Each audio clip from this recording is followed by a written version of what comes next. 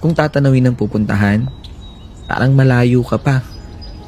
Kung lilingunin ng pinanggalingan, malayo ka na.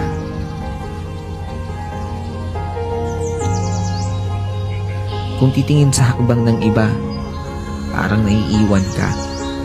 Pero kung sarili ang bibigyang pansin, haba, umuusad ka.